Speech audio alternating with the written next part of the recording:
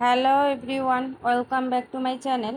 আজকে আমি তৈরি করে দেখাবো কাঁচা আমের টক ঝাল মিষ্টি আচার। এই আচারটি ভাত, খিচুড়ি এমনিতেও খাওয়া যায়। খেতে অত্যন্ত দারুণ। আর এই আচারটি বছর জুড়ে সংরক্ষণ করে রাখা যায়।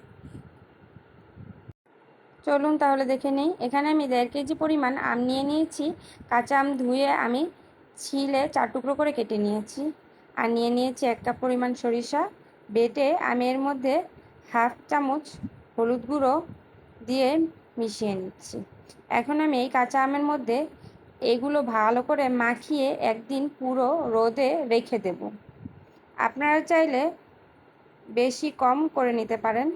একটি পাত্রে আমি 1 কাপ পরিমাণ সরিষার তেল দিয়ে দিব।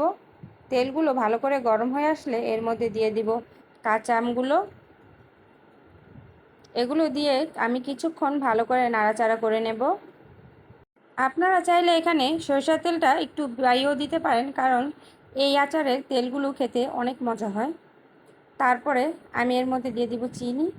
আমি এখানে 2 কাপ পরিমাণ চিনি দিয়ে দিলাম। আপনারা চিনিটা কম বেশিও করে নিতে পারেন। এগুলো ভালো করে নাড়াচাড়া দিয়ে আমি চিনিগুলো ভালো করে গলিয়ে নেব যতক্ষণ না পর্যন্ত চিনিগুলো গলে যায়।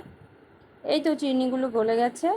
চিনিগুলো গলে গেলে দেখা যাবে আমের কালারটা পুরো চেঞ্জ হয়ে আসবে। ঝালের জন্য দিয়ে দিলাম শুকনো মরিচ টুকরো করে। আপনারা কম বেশিও করতে পারেন। আর দিয়ে দিলাম সামান্য পরিমাণ লবণ।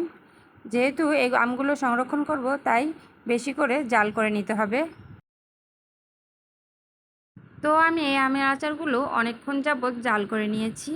এখন আমি এর মধ্যে দিয়ে দেব 5 ফোড়ন। আমি 5 ফোড়নগুলো টেলে নিয়েছি। সাথে দিয়ে দিয়েছি 2টো তেজপাতা। আপনারা এগুলো হালকা করে টেলে আধা ভাঙা করে এই আচারের মধ্যে দিতে পারেন। খেতে কিন্তু দুর্দান্ত হয়। তো এই আমের আচারের রেসিপিটি কিন্তু আমার আম্মুর হাতের। আমার আম্মুকে সবসময় দেখি এইভাবে আচার তৈরি করে বছর জুড়ে সংরক্ষণ করে খেতে।